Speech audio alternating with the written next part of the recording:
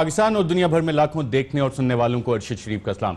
नाज़रीन, जब से पानामा हंगामा शुरू हुआ है, वज़ीर आज़म पाकिस्तान की तबीयत नासाज हो गई है। इससे पहले भी एक दफ़ा लंदन के दौरे पे गए, वहाँ पे डॉक्टर्स ने उनका इलाज किया, मुआयना किया और उसके बाद वापस पाकिस्तान। और अब दूसरी दफ़ा जब गए हैं तो आज जो लंदन से खबरें आ रही हैं कि वज़ीर आज़म की तबीयत अभी नासाज है और शायद अपना वहाँ पर स्टे एक्सटेंड कर दें। फैमिली मुशावरत इस हवाले से चल रही है कि मज़ीद इलाज के लिए शायद अमरीका भी जाना पड़े। इस पर अभी फैसला नहीं हुआ। हमारी दुआ है कि वज़ीर आज़म पाकिस्तान जल्द सेहतयाब हों और वतन वापस आएँ और जो पानामा हंगामा खड़ा हुआ है इसका आके कोई हल निकालें। इसी पानामा हंगामे को हल करने के लिए मुत्तहिदा अपोजिशन और हुकूमत ने एक कमेटी भी बनाई कि मुश्तरका तौर पर बैठ के TORs बनाए जाएं। इस हवाले से कल भी एक मीटिंग हुई और कल जब मीटिंग हुई तो आज मुल्क के मुतअद्दिद अखबारात ने यह खबर लगाई कि अपोजिशन इस बात पर रजामंद हो गई है कि TORs में से वज़ीर आज़म का नाम निकाल दिया जाए।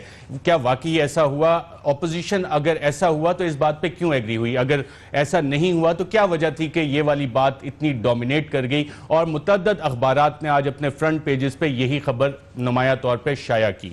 एक और चीज़ नाज़रीन, इस हवाले से जब पानामा हंगामा शुरू हुआ तो 22 अप्रैल को वज़ीर आज़म पाकिस्तान ने कौम से खिताब किया और उस कौम से खिताब में ये बात बड़े वाज़ेह तौर पर कही कि जनाब ठीक है, अगर इस सारे मामले की तहकीकात होनी है तो मैं अपने और अपने खानदान को इस एहतसाब के लिए पेश करता हूं। वजीर आजम पाकिस्तान ने क्या कहा, आइए जरा सुनते हैं। मैं एक मरतबा फिर खुद को अपने पूरे खानदान को एहतसाब के लिए पेश करता हूं, क्योंकि जमहूरी और महज़्ज़ब ममालिक में यही रवायत है। जी नाज़रीन, आपने वज़ीर आज़म पाकिस्तान को सुना। उन्होंने कहा कि जमहूरी रवायात यही हैं कि अगर इस तरह की चीज़ें आएँ तो अपने आप को एहतसाब के लिए पेश किया जाए। लेकिन उसके बाद शायद मामलात बदल गए और दोबारा जब लंदन गए एक महीने में इतनी तब्दीली आई कि 22 मई को लंदन में मीडिया से बात करते हुए वज़ीर आज़म पाकिस्तान ने कहा कि जनाब हम ही से पूछते हैं कि आप हिसाब दें। और किस हवाले से ये बात की, आइए ज़रा देखते हैं। हम जिद्दा गए तो उस वक्त नेक्स्ट जेल से जहाज में मुझे निकल गए और फिर जिस तरह से मुशर्रफ ने सब कुछ सील कर रखा, तो एक तो इस ऐसे हालात में बाहर गए फिर ये कह रही कि आप बताएं जी साहब ने ये पर यानी पहले इस तरह का सलूक हमारे साथ करें, ऊपर से इल्ज़ाम मांगे। जी नाज़रीन, आपने सुना वज़ीर आज़म कह रहे हैं कि पहले हमारे साथ इस तरह का सलूक करते हैं और उसके बाद हिसाब भी हम ही से मांगते हैं। यानी कि एक माह के अंदर कोई ऐसी तब्दीली आई है कि वज़ीर आज़म को ये कहना पड़ा कि जनाब हमसे हिसाब क्यों मांग रहे हैं। ये मेरी इंटरप्रिटेशन है, शायद आपकी इंटरप्रिटेशन इस हवाले से कुछ मुख्तलिफ हो। जो TORs के लिए कमेटी बनी हुई है नाज़रीन, उसमें हमारे पास इतलात आई कि जनाब 15 शिकें जो अपोजिशन ने TORs बनाई थी उस पर एक एक शिक पे बातचीत हुई। साथ साथ हुकूमत के साथ जो मुलाकातें हुई उसमें हुकूमत इस चीज़ पर इसरार करी थी कि जनाब जो बैंक्स ने लोन्स राइट ऑफ किए जो अरबों में हैं, अरबों रुपए मालियत के हैं, उसको भी इस कमीशन की तहकीकात में शामिल किया जाए। इस हवाले से नाज़रीन मैं आपको सुप्रीम कोर्ट ऑफ पाकिस्तान का ये नोटिफिकेशन दिखा रहा हूं। 25 अक्टूबर 2011 का ये नोटिफिकेशन है। इसके बाद कमीशन बना, जस्टिस सैयद जमशेद अली साहब इसके चेयरमैन थे, दीगर मेंबरान थे और इसके बाद इस कमीशन ने अपनी तहकीकात मुकम्मल की और काफ़ी सारे वॉल्यूम सबमिट किए 1971 से 1991 और फिर तकरीबन 1971 से लेकर 2009 तक के जिस किसी ने भी कोई लोन राइट ऑफ करवाया था उसकी तमाम तफसीलात उस कमीशन ने सबमिट की। और ये जो आप पलंदा मेरे सामने देख रहे हैं नाज़रीन, ये सिर्फ एक कॉपी है और इस तरह की बेतहाशा copies supreme court of Pakistan में सबमिट की गई, मुख्तलिफ इदारों के पास गई और इसके मुख्तलिफ वॉल्यूम जिसमें अरबों रुपए रिटर्न ऑफ लोन्स की चीजें मौजूद हैं। मेरा सवाल यहां पे यह बनता है कि अगर 2009 तक ये कमीशन में तमाम तफसीलात मौजूद हैं तो हुकूमत इस चीज पे बार बार इसरार क्यों कर रही है कि बैंक लोन राइट ऑफ दोबारा इसमें शामिल किए जाएं? इन्हीं सब सवालात का जवाब मालूम करने के लिए नाज़रीन हमारे साथ आज इस्लामाबाद स्टूडियोज में मौजूद हैं सेनेट में कायदे हिज़्ब इख्तिलाफ बैरिस्टर एतजाज़ हसन साहब। बैरिस्टर एतजाज़ हसन साहब, बहुत शुक्रिया हमें ज्वाइन करने का। आपने भी मुकमका कर लिया है हुकूमत के साथ, वज़ीर आज़म का नाम आपने निकाल दिया, आज मुतअद्दिद अखबारात ने यह खबर छापी। पहले तो अरशद आपके साथ मैं शामिल होना चाहता हूँ। वज़ीर आज़म मियाँ मोहम्मद नवाज़ शरीफ की सेहत याबी की दुआ करते हैं और अल्लाह ताला उनको सेहत याब करे, जो भी उनको आर्ज़ा है उससे उनको निजात हो मिले और वो जल्द वतन वापस आएँ, ये मेरी भी दुआ है। दूसरी बात, आपने अचंभे की है। आज जो अखबारात में तो बड़ा उठाया गया है। हमने एक लिहाज से मियां मोहम्मद नवाज शरीफ का नाम जो TORs हमारे TORs हैं उनमें हटाने की इस शर्त पे आमादगी जाहिर की थी कि हमारे TORs 15 के 15 तस्लीम कर लिए जाए, क्योंकि हमारे TORs में जो हर वो शख्स जिसका नाम बराह रास्त उसमें आया है पैनामा पेपर्स में, जिनमें हुसैन नवाज़ हैं, मरियम नवाज़ साहबा हैं, उनकी ख़ानदान यानी उनके वालिदैन और उनके कोई और रिस्पॉन्डेंट्स इनके तो शायद ना होंगे, पर बच्चे, उनके बीवियां या शौहर वो उसमें आते हैं पहले से ही। हमारा TOR पहला है, what properties are held beneficially benami और otherwise bought and sold by the respondent and his family during the period 1985 to 2016। ये ज़रूरी इसलिए है कि क्योंकि मियाँ नवाज, ये होता ही यूँ है कि पैसे बच्चों के नाम, वालिदैन के नाम रखे जाते हैं, अपने नाम पे नहीं। और मियाँ नवाज शरीफ ने जो पहला खिताब किया कौम से पैनामा पेपर्स पे, उस पर ख़ुद फरमाया कि जो नाजायज़ दौलत रखता है वो अपने नाम पे उसको नहीं रखता, तो उनको अपने नाम पे नहीं होनी। डिपेंडेंट मरियम नवाज डिपेंडेंट हैं उनकी, 2011 के इनकम टैक्स रिटर्न्स में उन्होंने दिखाया। तो मरियम नवाज का अगर नाम आता है तो वो असल में नवाज शरीफ का नाम है। पर बहरहाल चूँकि यकसा हमने हर शख्स, हर 630 अफराद जिनका नाम पैनामा पेपर्स में आया है, उनके ख़ानदान वाले का भी हर शख्स का उसको स्टेटमेंट्स देनी, उसको इसके दायरे में लाया गया है। तो हमने इसलिए कहा, गवर्नमेंट बहुत ज़ोर दे रही थी कि आप, और बड़ी इमोशनल हो रही थी कि आपने प्राइम मिनिस्टर स्पेसिफिक रखा। हमने कहा प्राइम मिनिस्टर का नाम मियां मोहम्मद नवाज शरीफ जहाँ लिखा हुआ है, इसमें prime minister shall refer to Mian Mohammad Nawaz Sharif, ये निकाल देते हैं। हमने कहा मियां मोहम्मद नवाज शरीफ का नाम बेशक निकाल दें, क्योंकि मरियम के वालिद का नाम तो आएगा ही बीच में, और हुसैन नवाज के वालिद का नाम तो आएगा ही। सो हमने मियां साहब को निकाला, अमलन निकाला नहीं। हमारे TORs में वो वैसे ही आते थे, पर चूँकि गवर्नमेंट सेंसिटिव थी कि मियां मोहम्मद नवाज शरीफ ना लिखा जाए, ये पर्सन स्पेसिफिक हो जाएगा, हमने कहा उसको निकाल लें। बेशक ये भी हमने ऑफ़र दी, प्रोवाइडेड इस शर्त पे कि हमारे 15 के 15 जो TOR, इस बात का इकरार आज हुकूमत ने भी किया, और नेशनल सेक्रेटेरिएट से जो आज प्रेस रिलीज जारी हुआ है उसमें यही कहा है कि आपने सवाल नंबर 12 और 13 ड्रॉप करने का कहा, और कहा कि बाकी 13 सवालात जो हैं हुकूमत मानेगी। सवाल 12 और 13 क्या थे वो नाज़रीन को बताते हैं कि सवाल नंबर 12 इसमें था कि क्या प्राइम मिनिस्टर नवाज शरीफ या उनकी फैमिली जब दिसंबर 2000 ऑनवर्ड पाकिस्तान से गए तो वो सऊदी अरब में स्टेट गेस्ट थे, सरकारी मेहमान थे या नहीं। इस सवाल की जरूरत क्यों पड़ी थी आपको? आपने डाला, फिर आपने कहा कि हम इसको निकाल देते हैं, क्या वजह इसकी? और दूसरा सवाल भी इसी से रिलेटेड है कि आपको कोई प्रॉपर्टी मिली, गिफ्ट मिले, कोई आपको पैसा मिला, और क्या वो पाकिस्तान, हुकूमत पाकिस्तान का है, और अगर है तो स्टेट एक्सचेकर में वापस जमा करना। ये 2 सवाल आपने कहा कि हम निकाल देते हैं। ये भी इस शर्त पे कि बाकी 13 हमारे, अगर 13 को नहीं मानते, 15 में से 13 को नहीं मानती गवर्नमेंट, तो फिर हमारे ये सवाल बरकरार रहते हैं, फिर बरकरार हैं। लेकिन अगर वो मान लेते हैं 13 को, अगर आप 13 देखें तो उनका स्कोप बड़ा क्लियर है, बड़ा इफ़ेक्टिव है, बड़ा फोकस्ड है। तो उस पर ज़रूरत इस वजह से, क्योंकि गवर्नमेंट की एक सेंसिटिविटी थी कि हमने नाम लिया मियां मोहम्मद नवाज शरीफ का, और जो TOR ज़्यादा उनके लिए पॉइंटेड उन पे है और बाकियों पे नहीं है, 630 पे बाकियों पे नहीं है, वो इम्तियाजी है। उस हवाले से हमने उनको ये पेशकश की कि अब इस पे डेडलॉक हो है या चीज़ें आगे बढ़ रही हैं? क्योंकि जो आज हमारे पास प्रेस रिलीज आया है उसमें तो हुकूमत ने कहा है, जो आज की आपकी मीटिंग हुई, हम दास्तान भी सुनना चाहेंगे। हुकूमत तो कह रही है कि जनाब हमने आपको कहा है कि दोबारा बैठ के ये सारी एक्सरसाइज करें, दोबारा ये TORs बनाएं, रीसबमिट करें। नहीं, हमें नहीं, उन्होंने कहा है वो खुद करेंगे। दे विल गवर्नमेंट का अब सूरत हाल ये है कि गवर्नमेंट के TORs जो हैं वो सुप्रीम कोर्ट ने मुस्तरद कर दिए। The government members did not accept these in the present form. These in the present form, ji, these ये वो present नहीं form accept which were करते। formulated by you. अब आगे वो करेंगे, And proposed to submit re-articulated fresh proposals. वो करेंगे। अच्छा, वो करेंगे। गवर्नमेंट करेगी। हमारे तो हम तो फिक्स्ड हैं। हम तो कहते हैं 15 हमारे TORs हैं, इनमें आपने इजाफी जो भी करने हैं हुकूमत समझे कि नाकाफी हैं, हुकूमत समझे ये सिर्फ पॉइंटेड है कि XYZ की तरफ और फलां को ये छोड़ रहे हैं, तो जिसको भी आप चाहते हैं उसमें लाना आप बेशक ले आएँ और सजेस्ट करें अपने TORs। आपके TORs जो पहले TORs हैं वो सुप्रीम कोर्ट मुस्तरद कर चुकी है, वो तो वाकई चीफ जस्टिस साहब ने वापस भेज दिया और कमीशन नहीं बनाया।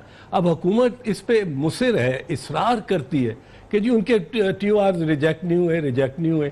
अब इसके क्या इलाज है? अगर वो ये तो रजिस्ट्रार ने कहा था toothless commission and it would take ages and it would take many years. करना क्या चाहती है हुकूमत? क्या करना चाहती है हुकूमत? करना चाहती है, सवाल ये है कि क्या पैनामा पेपर्स में जिनके नाम आए हैं उन्होंने ये पैसे वहाँ सब 630, कोई किसी एक से पॉइंटेड नहीं, वो 630 ने पैसे कैसे पहुँचाए, इनकम टैक्स दिया नहीं दिया, कौन से चैनल से गए, मनी लॉन्डर हुआ कि लेजिटिमेट पैसे थे वगैरह वगैरह, वो हमारे 15 कवर करते हैं। और यकसा बात जब आप कहते हैं कि अब हक देगी तो फिर इन 15 TORs का क्या बनेगा जो अपोजिशन के होंगे? ये अपनी जगह मौजूद रहेंगे? ये मौजूद, हुकूमत इजाफी देगी, हुकूमत अपने इजाफी, हुकूमत फर्ज करो समझती है कि अलिफ बे जीम दाल का नाम बीच में हमारे TORs में नहीं आ रहा, आना चाहिए, पेश करें, जिसका नाम लाना चाहते हैं बेशक लाएं। पर वो करते क्या हैं? वो कहते हैं कि ये पैनामा पेपर्स तो एक हो गया। आपने जे का जिक्र किया, जीम से जानतरीन, बाकी इमरान खान, अलीम खान, ये हुकूमत डालना चाह रही है? बिल्कुल डालना चाह रही है। ये मेरा ख्याल है आपके TORs में ये कवर नहीं होते थे? नहीं, हमारे TORs में ये कवर्ड है कि पैनामा पेपर्स में अलीम खान का अगर नाम आया इज कवर्ड। अच्छा, अब लेकिन और हम किसी से इम्तियाजी सलूक नहीं करना चाहते, ये मैं आपको क्लियरली बता दूं। 630 के 630 बशमूल शरीफ ख़ानदान के अफराद पर एक ही यकसा कानून और ज़ाब्ते का इतलाक़ हो। सिर्फ ये हम कहते हैं, चूँकि वज़ीर आज़म ने ख़ुद अपने आप को पेश किया है एहतसाब के लिए, इसलिए वज़ीर आज़म के ख़ानदान से पहले आगाज़ किया जाए, आगाज़ उनसे ही होगा। साहब, मैंने प्रोग्राम के शुरू में 22 अप्रैल का कौम से जो खिताब था वो सुनाया, उसमें वज़ीर आज़म ने पेश किया। अभी जब 22 मई को लंदन गए वहाँ पे तो वो कह रहे हैं आप हमसे हिसाब मांगते हैं। आपको कुछ चेंज नज़र आ रही है टोन और हुकूमती पॉलिसी इस हवाले से अब क्या नज़र आ रही है? हुकूमती पॉलिसी इस वक्त मुझे जो नज़र आ रही है वो जिस तरह भी है, शरीफ ख़ानदान को महफूज रखना है एहतसाब से। मियाँ साहब को 8 मरतबा कह चुके हैं, जलसों में फरमा चुके हैं कि मैंने अपने आप को और ख़ानदान को पेश कर दिया, लेकिन जो टीम उनकी वहाँ बैठी है वो SKBT है। SKBT शरीफ ख़ानदान बचाओ टीम, यानी कि ये जो 6 इमरान हुकूमत के हैं जिनमें इनमें सारे नहीं, इसहाक डार साहब, बस अब नाम इनमें ना लें। सही है, नाम हुकूमती प्रेस रिलीज है, मैं नाम पढ़ देता हूँ। मोहम्मद इसहाक डार पहला नाम लिखा हुआ है। मजमूई तौर पे ये SKBT, इनका पर्पस मकसद शरीफ ख़ानदान को हर सूरत बचाना है। और मेरा सवाल बड़ा स्पेसिफिक है, क्या इसहाक डार, सेनेटर मोहम्मद इसहाक डार SKBT है कि नहीं है? हैं कि नहीं? अच्छा, वो मेंबर है इस टीम के। अच्छा, जायद हामिद साहब वो भी मेंबर है। ख्वाजा साद रफीक, अब सबके नाम एक आध को बीच में मुझे छोड़ना पड़ेगा, देना मैं अब जिक्र नहीं करना चाहता हूँ। अब ये पॉइंटेड पर्सनल हो जाता है। पर्सनल कैसे सर? ये प्रेस रिलीज है हुकूमत पाकिस्तान का, 6 मेंबर हैं, बस वो बीच में एक इसहाक डार साहब का एफिडेविट है, 70 सवालात आपने उस एफिडेविट में से बनवा दिया आपने। फिर आप कहते हैं शरीफ खानदान बचाओ टीम, आप कहते हैं कि ये पर्सनल हो जाए। पर्सनल कैसे? कौम का पैसा नहीं है इसमें। SKBT शरीफ खानदान बचाओ टीम SKBT, वो सामने हमारे सामने बैठे। अब मैं आपको बताऊं उसकी एक तरीका क्या उन्होंने ढूंढा है। उन्होंने ये तरीका ढूंढा है कि फर्ज करो एक आदमी मुल्ज़म है, एक गांव में एक आदमी मुल्ज़म है, वो कह रहे हैं कि सारे ज़िले में जितने मुल्ज़म हैं, जितने उस किस्म के और उसके अलावा काम जिन्होंने इल्ज़ाम, उन सब की इंक्वायरी करें। 630 आदमी मुल्ज़म हैं, उन पे इल्ज़ाम लगा है पैनामा पेपर। ये कहते हैं हर वो शख्स जिसने गबन किया, जिसने बैंक फ्रॉड किया, जिसने बैंक माफ़ कराया, जिसने रिश्वतखोरी की, जिसने पैसे निकाले, वो तो लाखों में है, लाखों मुकदमा। और सुप्रीम कोर्ट ने भी स्पेसिफिकली कहा था कि नाम दें, लिस्टें बताएं, खानदानों के नाम बताएं, वो सारी लिस्टें। ये कितनी लंबी लिस्ट हुकूमत का बनाने का इरादा है? आप 630 का जिक्र करें, हुकूमत का क्या इरादा है?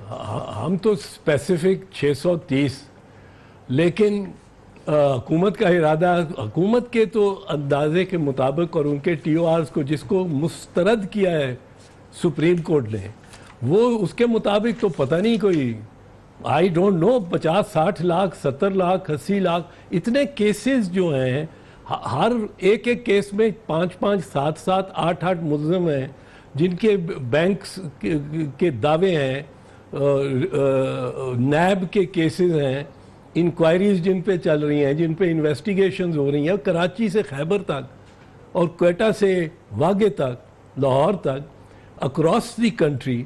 अब वो कहते हैं इन सबको करें, वो भाई, और वो हमें फिर इल्ज़ाम लगाते हैं कि ये रिश्वतखोरों को बचाना चाहते हैं, ये रिश्वतखोरों को बचाना चाहते हैं। हम कहते हैं कि एक कैटेगरी ऑफ ऑफेंस है, पैनामा पेपर एक कैटेगरी ऑफ ऑफेंस है। वो कैटेगरी क्या है कि जिसमें cross jurisdiction movement of capital हुई है, सरमाया का आना जाना बैनुल अक़वामी सरहदों के आर पार गया है। ये एक ख़ास ऑफेंस है, ये बैंक लोन्स और उनसे ताल्लुक़ नहीं है। आप इन पे फोकस करें, इसके लिए स्पेशल लेजिस्लेशन की, कानून साजी की ज़रूरत होगी, क्योंकि ये एक ऐसा ऑफेंस है जिसके लिए आपको कानूनन एम्पावर करना पड़ेगा इन्वेस्टिगेटर्स को, और हर जो मुल्ज़म है उस पे कानूनन ये फ़र्ज़ डालना पड़ेगा कि वो मुख्तारनामे दे इन्वेस्टिगेटर्स को कि वो जाके इन्वेस्टिगेट कर सकें outside the jurisdiction of Pakistan. और ये तब होगा जब हुकूमत इस पे एग्री। मुझे बैरिस्टर एतजाज़ एहसन साहब यहाँ पे एक वक्फा लेना है। नाज़रीन, वक्फे के बाद जब वापस आएंगे तो बैरिस्टर एतजाज़ एहसन साहब से पूछेंगे कि वज़ीर आज़म का नाम उन्होंने निकालने का जिक्र किया, तो जो अपना 70 सवालात इन्होंने बनाए, उसमें 2 कंपनीज ऐसी इन्होंने दिखाई जो कि बराह रास्त नवाज शरीफ साहब से ताल्लुक़ रखती हैं। उससे जो क्वेश्चन इन्होंने बनाए उससे इंप्रेशन ये आ रहा है कि उसका लिंक नवाज शरीफ साहब से, तो वो नाम हटाया क्यों जाएगा? फिर ये बैंक लोन्स वाला मामला जो है, ये कमीशन बना, इसके इतने सारे वॉल्यूम्स आ गए, हुकूमत इस पे अभी तक क्यों बज़िद है कि इसको भी शामिल किया जाए? और डेडलॉक किस बात पे हुआ? एक वक्फे के बाद।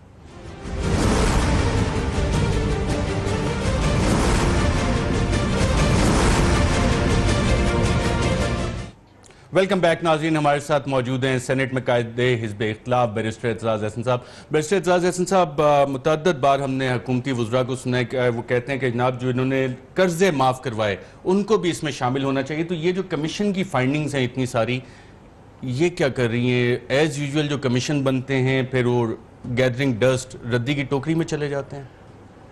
देखिए अरशद, कमीशन के ऊपर कमीशन बनाने का तो कोई मकसद ही नहीं है ना।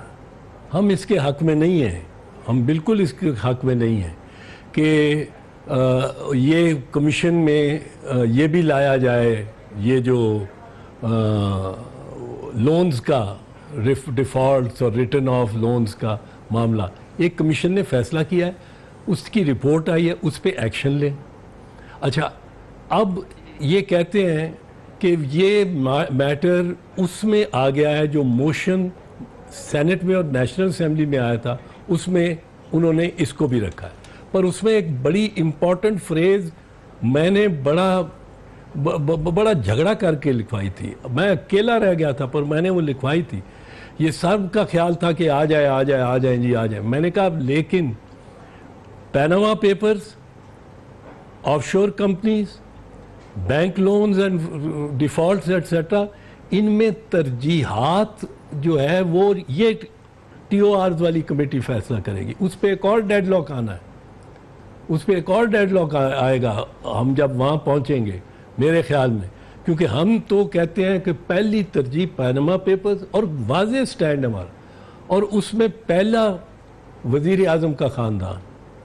उसके बाद जब पैनामा पेपर्स पे इंक्वायरी और उन 630 में से जितने आपके कुछ होंगे वो जो बाहर हो रहे हैं, रहते ही बाहर हैं, अब आएंगे ही नहीं, उस कमीशन की दस्तरस में नहीं आएंगे बहुत सारे, पर जो यहाँ सियासत कर रहे हैं, यहाँ कारोबार कर रहे हैं, उनके नाम आए हैं, वो अगर 50 हैं 60 हैं, वो पहले उनका जब हो जाए इंक्वायरी फिर दूसरे पे जाए। आपने बिर साहब डेडलॉक की बात की, कुछ तज्जियाकार कह रहे हैं कि आज के जो डेडलॉक हुआ उसके जिम्मेदार बैरिस्टर एतजाज एहसन साहब हैं। डेडलॉक हुआ क्यों और आप कैसे जिम्मेदार हैं?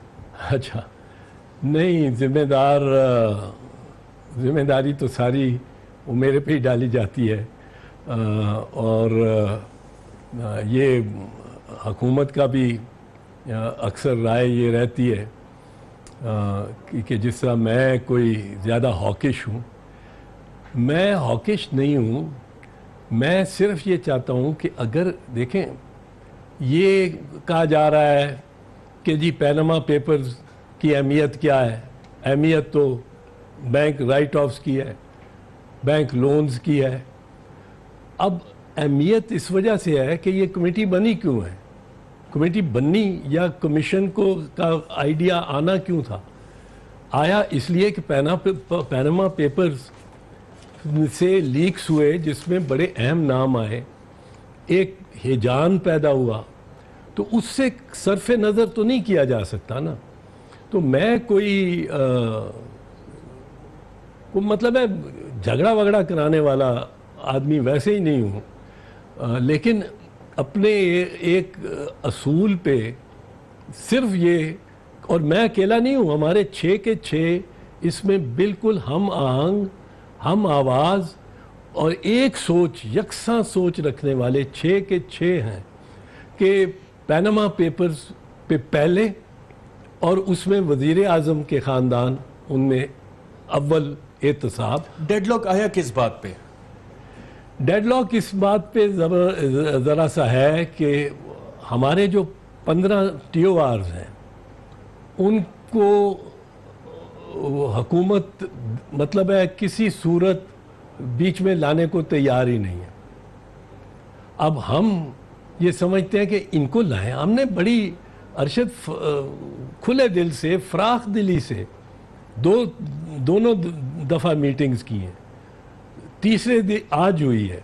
आज 1 इंच बात कल से नहीं बढ़ी, पर हमने पहले दिन ये जो गवर्नमेंट ने बड़ा उछाला कि जी प्रीएम्बल पे, इब्तदाइये पे इत्तफाक राय हो गया, हमारे 6 जो थे पैराग्राफ्स वो निकाल दिए गए, उनके 4 गवर्नमेंट प्रपोज रख दिए गए, बिल्कुल दुरुस्त है। हमने कहा आप देखा वो इब्तदाइया वो बनाना चाहते थे, पहले पैराग्राफ में पैनामा पेपर्स आ गए, दूसरे पैराग्राफ तीसरे में बैंक लोन, ये वो चूँकि मोशन वही तहरीक पास हुई हुई है हाउस से, तो हम उससे सरफे नज़र नहीं कर सकते। पर हमने सिर्फ ये रखा हुआ है कि उसमें तरजीह क्या होगी, तरजीहात कि पहले कौन सा आएगा, दूसरा कौन सा आएगा, तीसरा कौन सा आएगा, उस पर मैं समझता हूँ फिर एक बार जाके पहुँच के एक इख्तलाफ राय होगा, शदीद इख्तलाफ राय होगा। आज का इख्तलाफ राय किस पे था और ये डेडलॉक कब तक बरकरार रहेगा? मंडे को आप रिजॉल्व कर लेंगे ये डेडलॉक?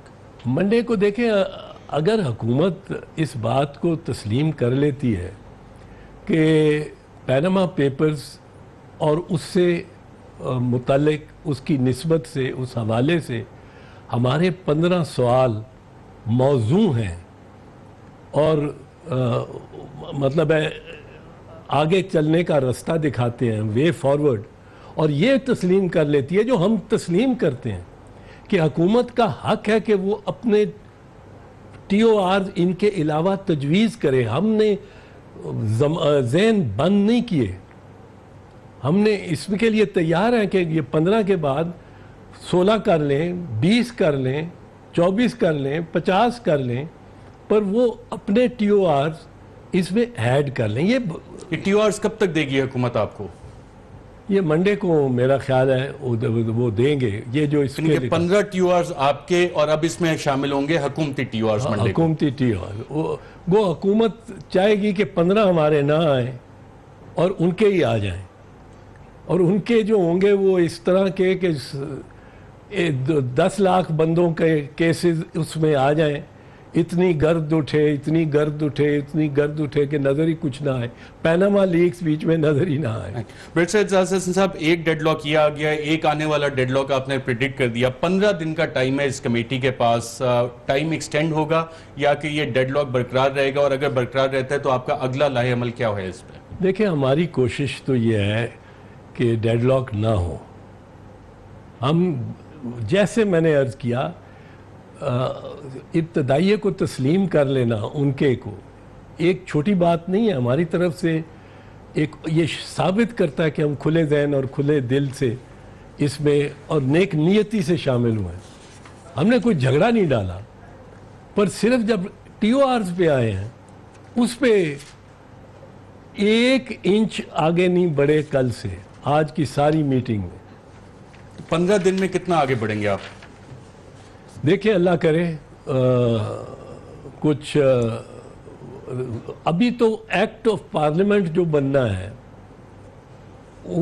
उसके गालिबन नाम से ही इख्तलाफ शायद शुरू हो जाए, बट मैं समझता हूँ कि बहुत सारी बातें ऐसी हैं जिनमें एडजस्टमेंट हो सकती है। कोर इश्यूज पे एडजस्टमेंट नहीं हो सकती। कोर इशू क्या है? आपके पार्टी के चेयरपर्सन का बयान भी आया है कि पार्टी पॉलिसी एक ही है, एहतसाब का आगाज वजीर आजम के खानदान से होना चाहिए।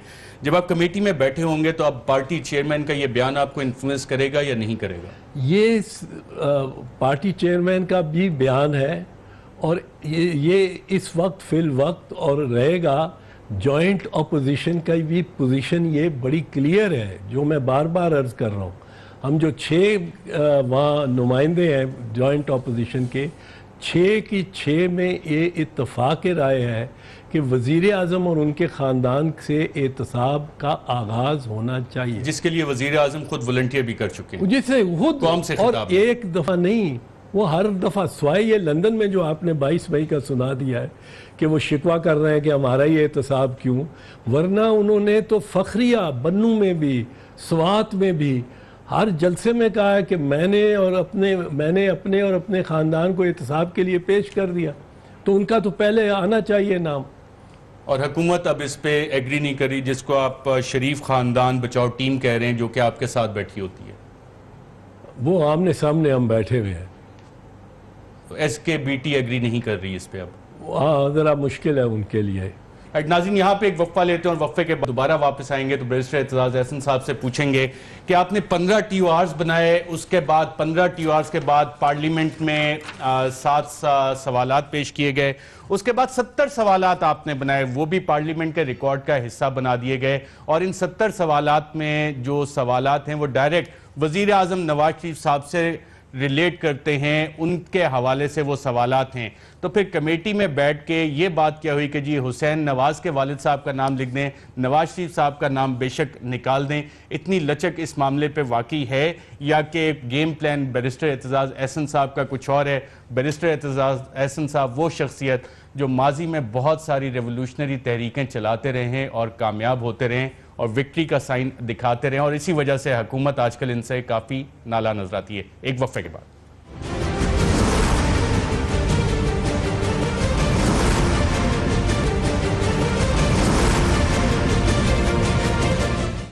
वेलकम बैक नाज़रीन। हमारे साथ मौजूद हैं सेनेट में कायदे हिज़्ब इख्तिलाफ बैरिस्टर एतजाज़ अहसन साहब। बैरिस्टर एतजाज़ अहसन साहब, जब आप कहते हैं कि जी हुसैन नवाज साहब के वालिद साहब का नाम डाल दिया जाए, नवाज शरीफ साहब का नाम ना डाला जाए, उस पर आप मार्जिन देने को तैयार हैं, कंसेशन देने को तैयार हैं, अगर आपके बाकी 13 सवालात हुकूमत मान लेती है, तो फिर ये जो 70 सवालात आपने पार्लियामेंट के रिकॉर्ड का हिस्सा बना दिए, जो शुरू होते हैं पेशावर के 2 हवाला डीलर से, फिर खालिद सिराज का भी जिक्र आता है, पूरी आपने ट्रांजेक्शन्स की डिटेल्स दी और ख़त्म आप जाके होते हैं फैसल बैंक के $30 मिलियन लोन पे जो चैदरन जर्सी से बनती है। ये तो सारे सवालात नवाज शरीफ साहब से लिंक्ड हैं और 2005-6 से पहले के हैं। 2-3 बातें हैं इसमें अरशद। एक तो जैसे आपने कहा ये प्रॉपर्टी है पार्लियामेंट के, और खुर्शीद शाह साहब ने पार्लियामेंट के फ्लोर पे टेबल पे ये रखे हैं। दूसरी बात ये है कि इनका तनाज़ुर पस मंज़र देखने की ज़रूरत है कि हमने 7 सवाल किए थे वज़ीर आज़म को, वो हमने सेनेट में भी फ्लोर पे रखे थे और दिए थे राजा ज़फ़रुल हक साहब को, और नेशनल असेंबली में भी 7 सिंपल सवाल थे। वो वज़ीर आज़म के लिए हमारे ख़्याल में आसान था उनका जवाब देना। हम ये तसव्वुर करते हैं कि वज़ीर आज़म ने कोई गैर कानूनी काम नहीं किया, कोई टैक्स बचाने की या चुराने का लफ्ज़ तो मैं इस्तेमाल नहीं करता, वज़ीर आज़म है, पर कोई कोशिश नहीं की। और बैरिस्टर एतजाज़ अहसन साहब, मैं आप ही के सवालात को लेके आगे चलता हूं। जब आप सवाल नंबर ये clause 3 offshore companies owned by Nawaz Sharif family their associate, और फिर यहां पे आके आप कंपनीज गिनवाते हैं जिसमें कि एक कंपनी आती है शैमरॉक, उसके चेक्स मैं आपको दिखाता हूं और डिटेल प्रोग्राम में हम इस पर कल करेंगे इंशाल्लाह। नाज़रीन, अगर आप अपनी स्क्रीन पर देख सकें तो Shamrock Consulting Corporation, registration date है इसकी 15 मई 1992, ब्रिटिश वर्जिन आइलैंड। 1992 की तारीख आप याद रखिएगा, और ऑथराइज कैपिटल भी इसका सिर्फ $50, लेकिन इसमें जो ट्रांजैक्शंस हुई उसके चेक्स मौजूद हैं बाकायदा तौर पे, Shamrock Consulting Corporation, Lloyds Bank, और ये किस तरह से मनी ट्रेल सारा कहाँ गया। एक और चेक भी इस हवाले से है, वो भी आपको हम दिखा देते हैं। ये एक और चेक है जिसमें मुख्तलिफ ट्रांजेक्शन्स के अमाउंट्स आ रहे हैं, और फिर ये कहानी जाके खत्म होती है 1 जून 93 को, जब मे फेयर का पहला फ्लैट लिया गया। तो बैरिस्टर एतजाज़ अहसन साहब, आप ये कैसे कह सकते हैं ये 70 सवाल जो आपने पार्लियामेंट की प्रॉपर्टी बना दिए, ये मनी ट्रेल अवेलेबल है सारा का सारा, तो ये 2006, और आप फिर कहते हैं जी नवाज शरीफ साहब का नाम हुसैन नवाज साहब के वालिद से हम सवाल कर लेंगे। एक आपको मैं दिलचस्प बात इस पैराए में बता दूं, अब इसको रिलेट करें। हमारे जो TORs हैं, और एक चीज़ फिर मैं अर्ज़ कर दूं, ये हम, आपने कहा कि हुसैन नवाज के वालिद को आपने डाल लिया है, वो मियाँ नवाज शरीफ साहब को निकाल के, हमने कोई इम्तियाजी सलूक नहीं किया। 630 जिनके नाम आते हैं, सबके वालिदैन, सबके बच्चे, सबके बीवियां, सबकी बीवियां या उनके शौहर, सबके, ये हुसैन नवाज शरीफ या मरियम बीबी से कोई इम्तियाज़, कोई प्रेजुडिस उनके ख़िलाफ़ नहीं, सब के लिए है। अच्छा, अब इसमें ये अगर आप देखें,